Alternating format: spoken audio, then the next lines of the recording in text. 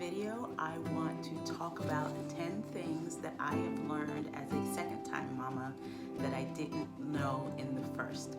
So my name is Eddie and I am a therapist, but today I wanted to talk about being a mom, a breastfeeding mom, and I wanted to do this video because I am on maternity leave. My baby, Nia, she's 8 weeks.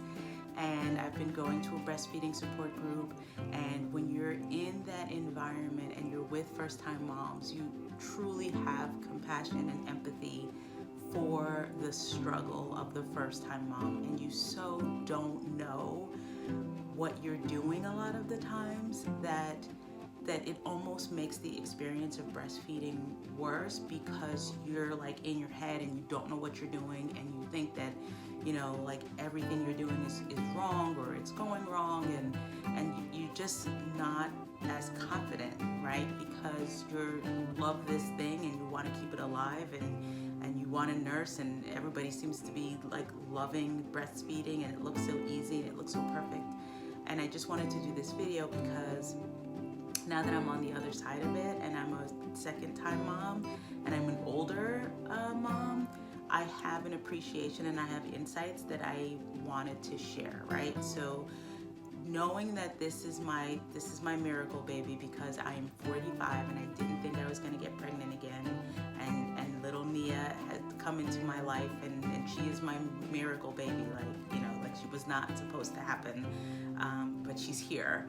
And so I'm so much more mindful of the fact that I want to be more present for the experience of being with her and nursing her, and really enjoying as much as possible, because I'm gonna keep it real, like, you're exhausted and she's crying, and I have an older one and he needs attention, and it's very easy to get into the like, God, this breastfeeding is so hard, and like, when is this phase gonna be over, and like, when is she gonna go to bottle, and when is she gonna start eating pureed foods, and blah, blah, blah, blah, right? So it's very easy to want to move to the next phase because you're exhausted. But I try to be much more mindful of the fact of, like, not for nothing, she was kind of not supposed to be here, and she is here, and I'm now given the opportunity to try to enjoy her and the experience much more than I did with my son, which again I think was a consequence of being a first-time mom and not really knowing what the heck I was doing, or having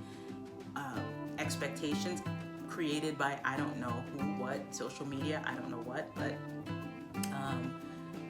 there is a greater awareness that the things that I'm doing are things that are working for me and our family, and not for, like, compared to what other people are saying or doing. So that is like my first thing, is to recognize how your family system works and to breastfeed in that way accordingly, right? So one of the things that got me tripped up the first time is I watched all these videos of moms who were like, I created this stash of like 1,000 ounces, and like they would show you their freezer, and you were like, oh my God, like, what? I want to have a freezer stash. I knew I was, going to be going back to work in 12 weeks, and same with Nia, with my son. I knew that, like, I had to have a freezer stash because once he went to daycare, I needed to have milk at the ready. And so I got caught up in the comparison of, I have to do what these other moms were doing. Again, not recognizing maybe they're stay-at-home moms, maybe they have the luxury, maybe they have help, maybe they have whatever, but I got caught up in the, well, I have to do it like how they're doing it so that I can create this beautiful street freezer stash that really in hindsight was not realistic. So for me, the first time around, I would pump after every feeding, and if you're following the initial steps, it's every 3 hours, right? So that would be 8 feedings, and it would be 8 pumping sessions. So you can imagine that I was exhausted, because here I was at like 2 o'clock, and then 5 o'clock, and then 8 o'clock, nursing him, Henry, for like 15 minutes. And then I would be pumping for another 20. And then guess what? Like, if he was still hungry for whatever reason, or cluster feeding or whatever, like, then I had to nurse, within 2 hours, after I only maybe got half an hour of sleep. And So the first thing that I learned was like, I have to do a system that works for us. And in my case, it was not pumping after every feeding. And I don't even know that that's realistic to even say that for anyone. I mean, you can, but for me, it was not realistic or helpful or enjoyable to pump after every feeding. So what I did instead this time around with Nia is I really kind of pump out of when I'm engorged, or if I do an extra pump while she's nursing during the day or at night.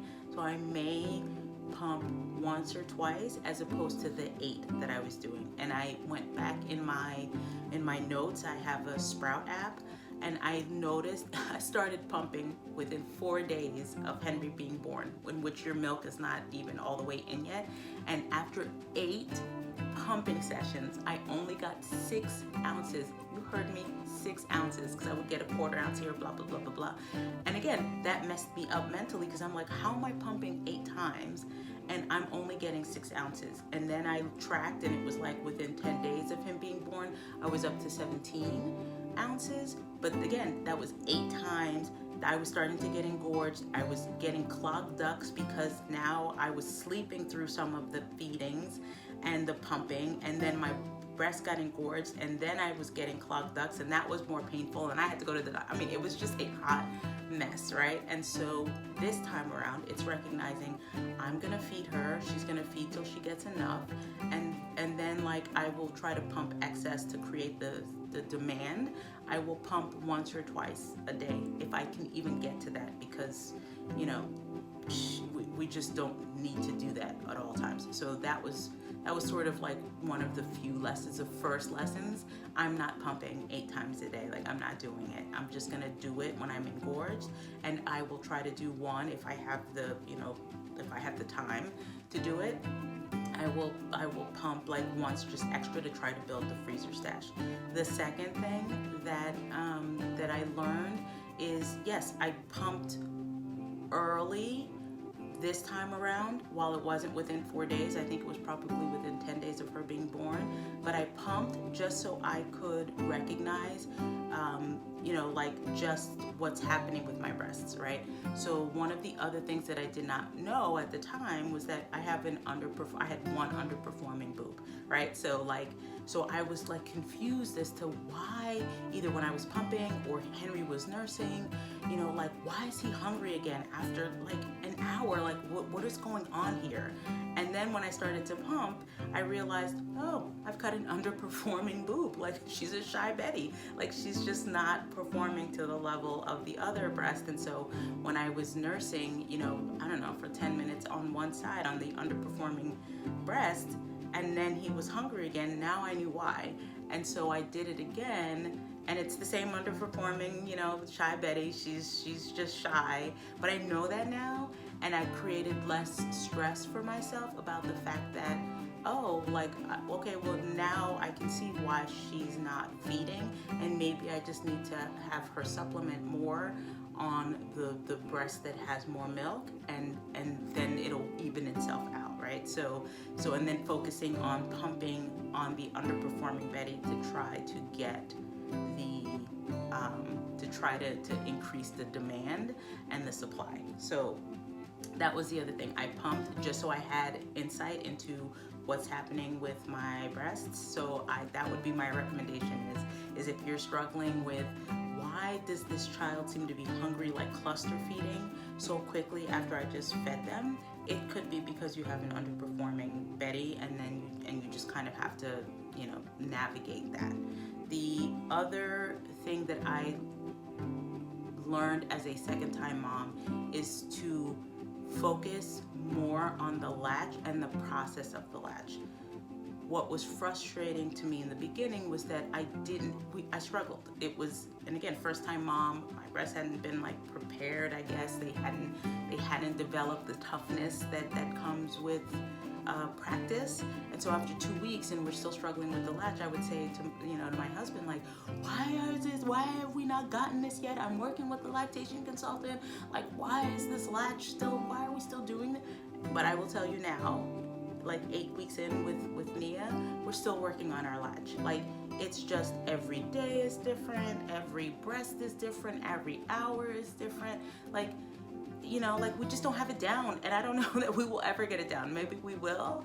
And we got a system, we got a routine, but I don't have the sort of attitude, this flippant attitude of like, why isn't she latched yet? It's just every latch is going to be different, and we just work on it, and I just nurse, and I focus on the latch, and I focus on getting a good latch, as opposed to this attitude of like, why hasn't she gotten it yet? It's just like, let's focus on getting the good latch, right? Let's focus on getting the good latch. That's it.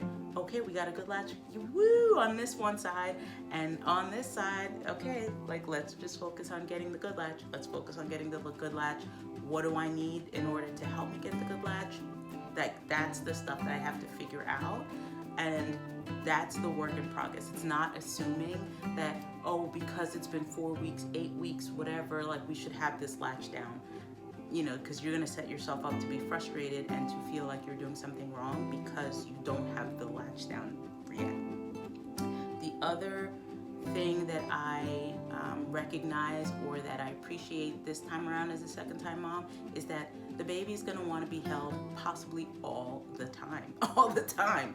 And in the beginning with Henry, and I didn't realize it, it didn't dawn on me that here is this child that has been in my belly for 9 months and growing, and is now out into the world, and like has to figure the world out, and still needs me, or still needs a caretaker, right? So I think after 4 weeks, I was like, oh, like I can't put the kid down so that I can take a shower, or I can, like eat something, or I can just like, clean the kitchen, or whatever the thing is, or return emails, like you just reframe it, and you're like, wait a minute, like this child is still in the 4th trimester, and this child like is navigating the world and needs to be held all the time, possibly just to like feel safe and to feel like that they are growing or they're being nurtured. And this time around, I have no problem. I recognize it, and I'm not saying that I'm okay with I am okay with holding her all the time. Let's just put that out there. But it's changing my expectations.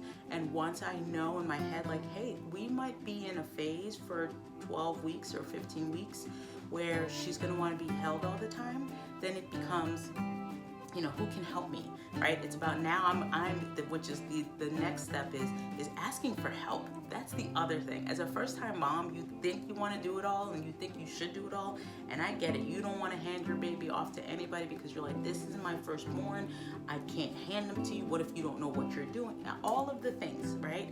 But in order for you to have some sense of support and again, building your village, ask for the support, ask for the help. Recognize that the child may want to be held all the time, and it's about you asking for the help from your spouse, from your in-laws, from a neighbor, from a cousin, from a whatever.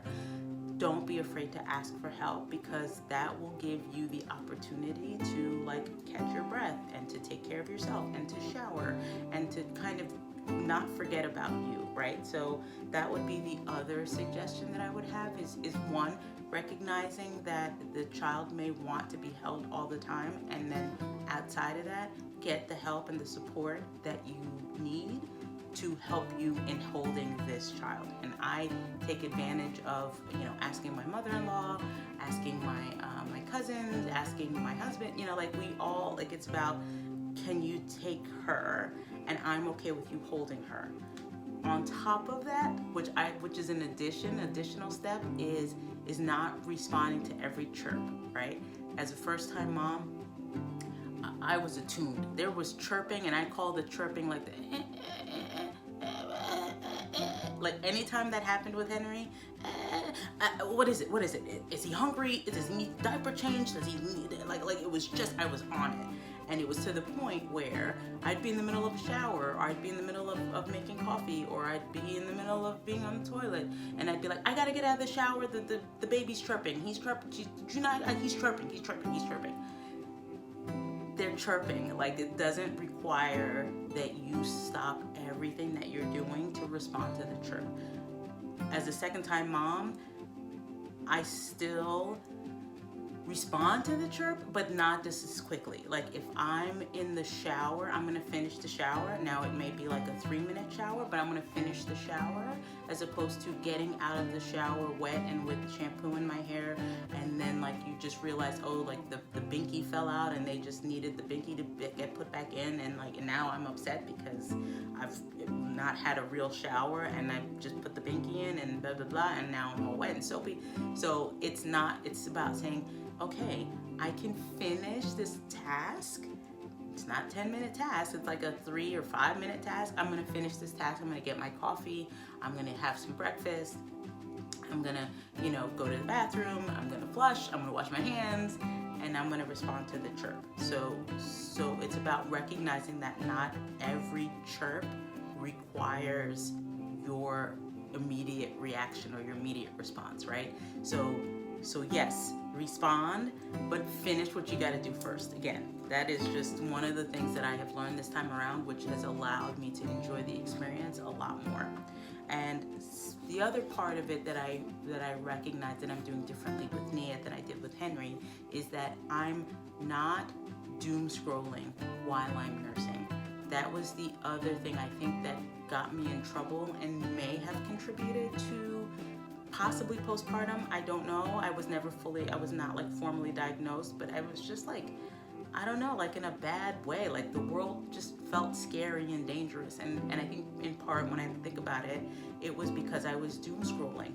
I was, like it was a time when COVID was happening and Donald Trump was president, and he was tweeting or whatever it was, like at all times. And so like while he was nursing, I would be just on my phone, and the world was just a scary place. And again, it became scary to then say, oh, okay, let me hand my baby over to somebody, to watch my baby because COVID might get you, or the world might get you, or the apocalypse is happening. I don't know. But it did not help for me to be using the time that I was nursing to be doom scrolling. So instead, what I find myself doing is, not for nothing, I just watch her for a few minutes. Like it's just nice to pay attention to being in the moment with my child, and just like being like, oh my God, we got the latch. We're getting this, I can't believe you're my baby. I can't believe I love you so much. I can't believe that you're mine. There's that appreciation that I have for about 2 or 3 minutes. And then I've discovered podcasts, uplifting podcasts. I have rediscovered Mel Robbins on YouTube.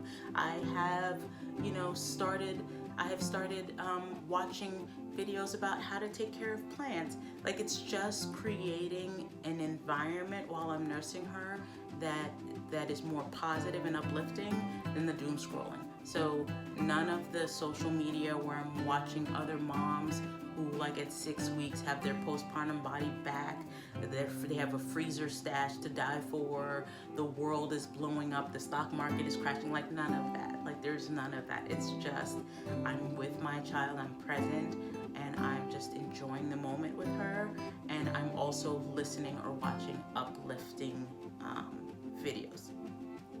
That's the other thing, trying not to compare myself to other moms.